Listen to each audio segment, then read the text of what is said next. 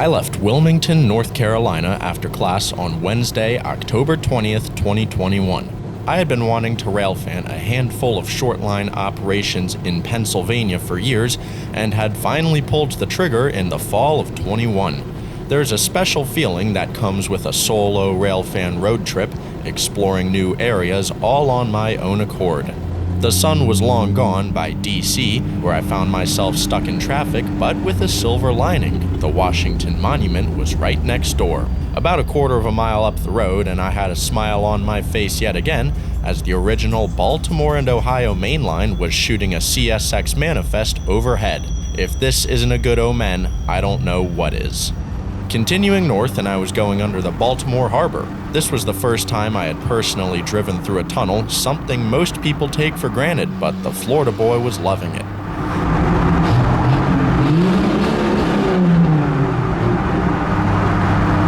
About an hour later, and I was moving alongside Amtrak's northeast corridor, which still had some color position lights guarding the main. Congestion on I-95 through Delaware had me taking local roads into Pennsylvania as I entered the state via Marcus Hook. This wasn't exactly the scenic Keystone State I was expecting, but I was elated to have finally arrived nonetheless. I knew I was getting close to the sought-after Lehigh Valley when I came upon the Lehigh Tunnel, less than 10 minutes away from my Airbnb in Jim Thorpe. It was nearing midnight, and I was going to try as best I could to overcome my excitement and get a good night's sleep before railfanning day number 1 in Pennsylvania.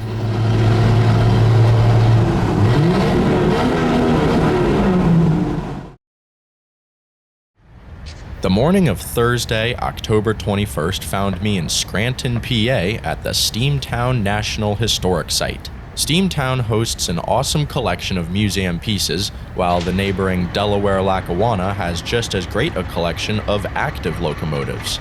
On this particular morning, 5 ALCOs in the DL corporate paint scheme were posing near the Bridge 60 tower, awaiting their call to duty. This began with setting out RS-11 number 1804, which was to be used by local crew BR-1. In addition to BR-1, Delaware Lackawanna had an SC-7 crew on duty, simultaneously operating what was now an ALCO quartet. I already knew it was going to be a good day, as the trademark ALCO Chug rang through the crisp morning air.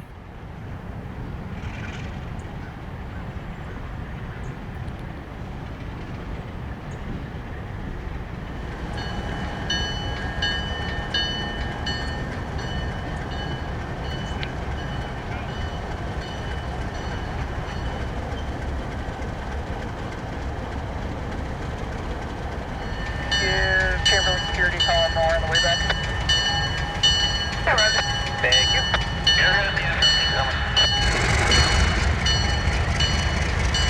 Things were moving pretty quickly here at Bridge 60, with BR-1 beginning its work, while the SC-7 crew made their way up the Carbondale branch to grab a couple cars.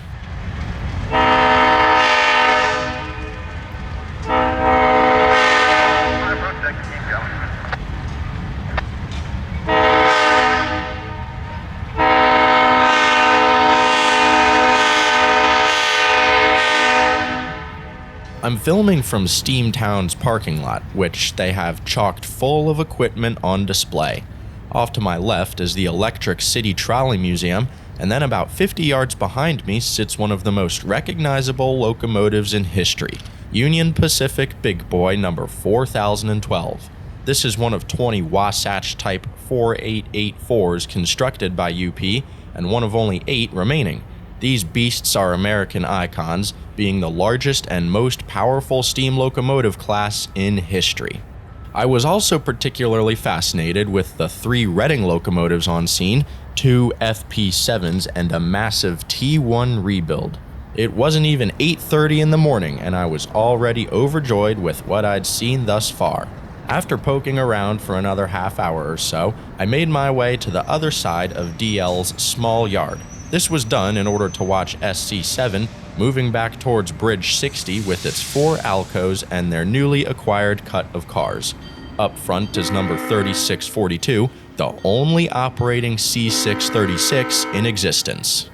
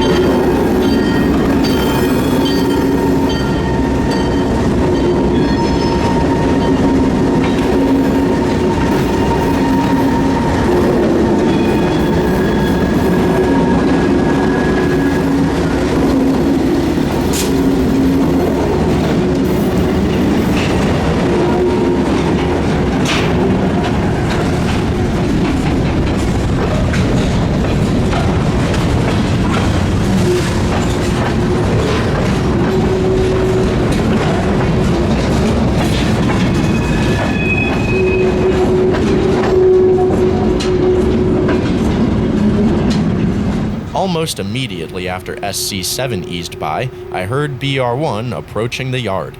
They had been switching some scrap guns at an industry behind Steamtown, and I hustled to the other side of the tracks to get in position.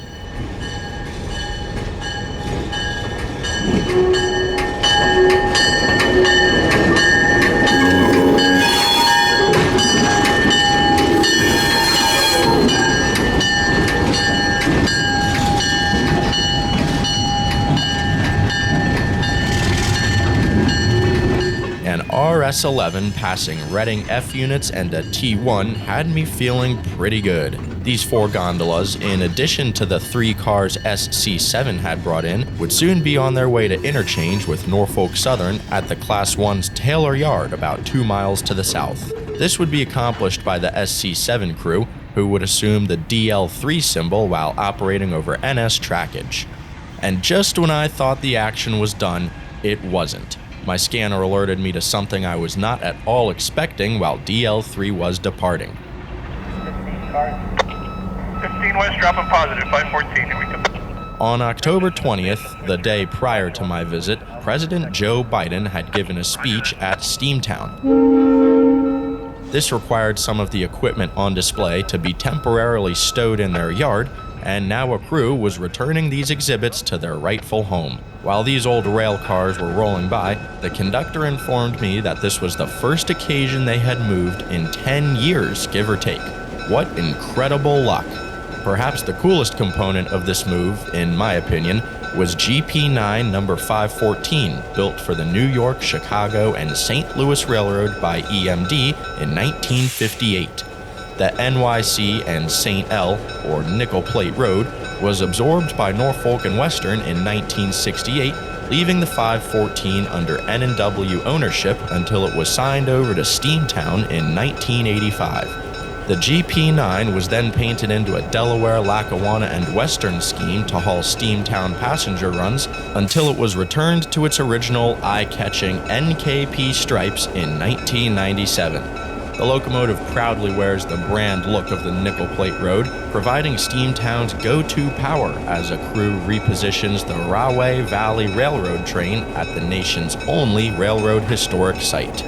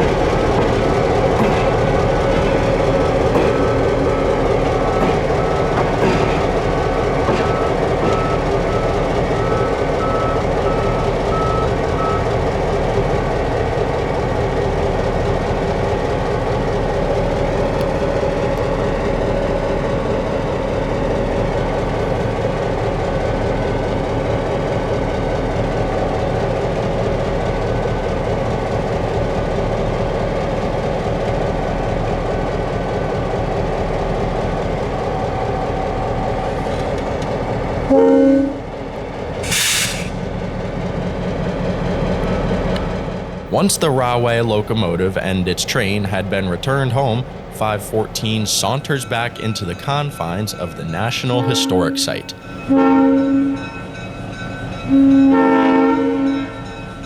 Never did I ever think I'd be watching an NKP Jeep passing Reading F units, but here I was in Steamtown doing just that.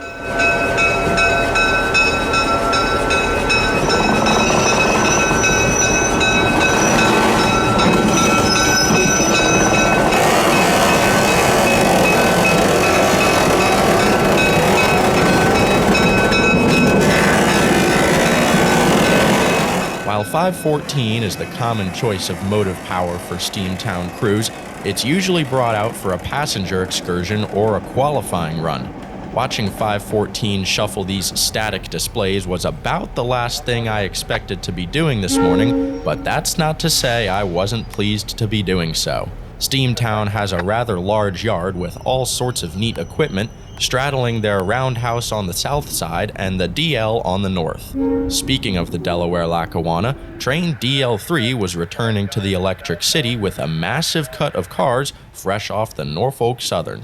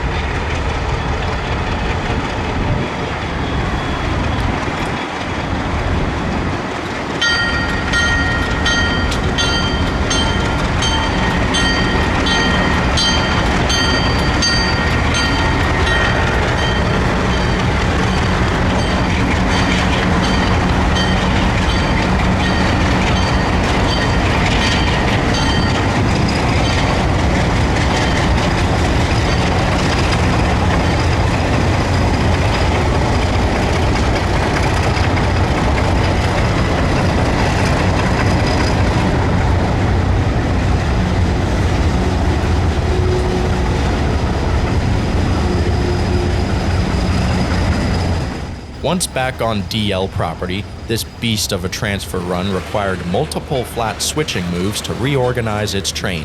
Thankfully, that meant doubling and tripling the consist, for which I had relocated about a half-mile east to a place called Ridge Row in order to watch the quartet of ALCOs do what they do best. I have a lot to say about this next sequence of events, but would much rather let the symphony of power do the talking.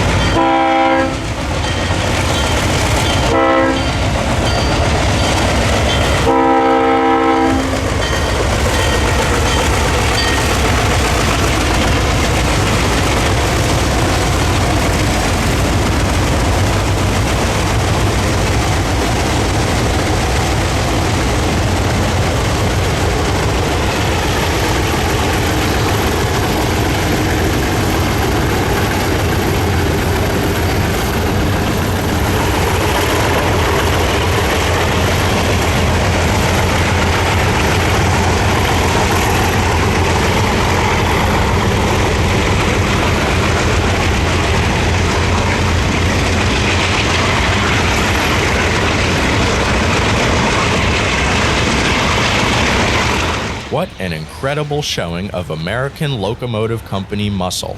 I was beaming in awe as the four-pack thrashed their heavy train uphill. The iconic roster of DL's ALCO diesels was one of my top priorities when planning my road trip, and I was thrilled that the railroad was showing up for me. DL is one of 5 short lines owned by Genesee Valley Transportation, or GVT, with all sister companies rostering an eclectic fleet of ALCOs. One of DL's sister companies is the Mohawk, Adirondack, and Northern, whose MLW M420 is in the 4th position on today's lineup. Milwaukee Locomotive Works was ALCO's Canadian subsidiary, so I suppose the 2045 can still be considered a product of the American Locomotive Company.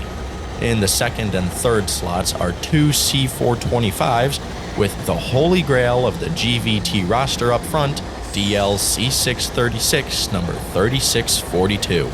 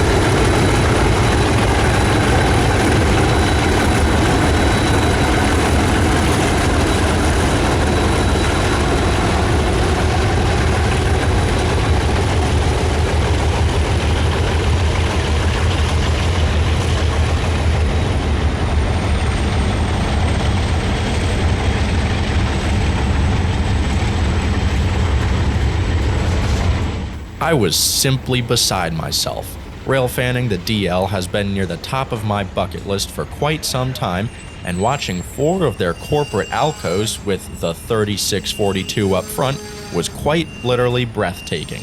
Luck was on my side today as the engineer continued to shuffle back and forth past my setup.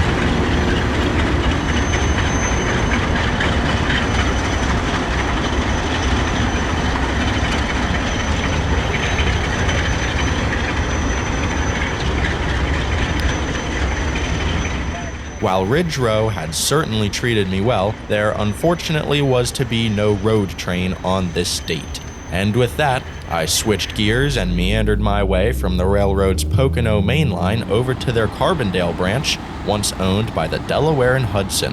DL's Von Storch locomotive shops sit just outside of Scranton on the D&H, and holy cow, DL certainly isn't known as ALCO heaven for nothing.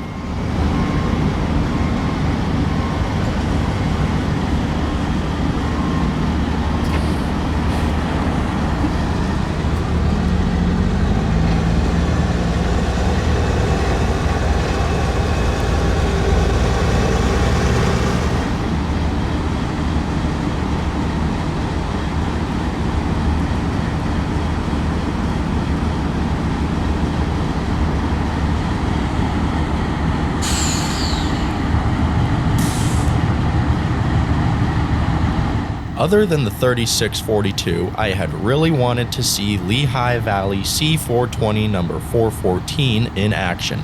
Delaware Lackawanna keeps it in a gray and yellow heritage scheme, which looks really good. Lehigh Valley was known for having the most paint schemes out of any railroad during its time, and I think it's safe to say that trait has carried through to the DL in the 21st century.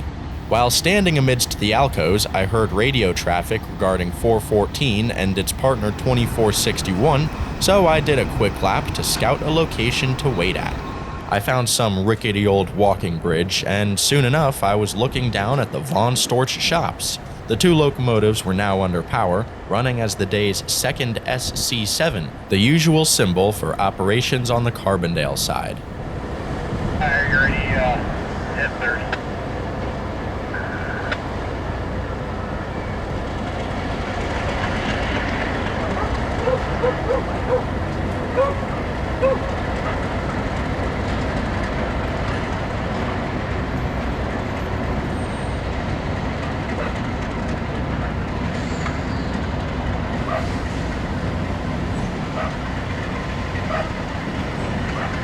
SC7 was running north to grab a cut of cars just up the line from Von Storch, and it wasn't long until the mismatched four-axles were leading their train back towards Scranton.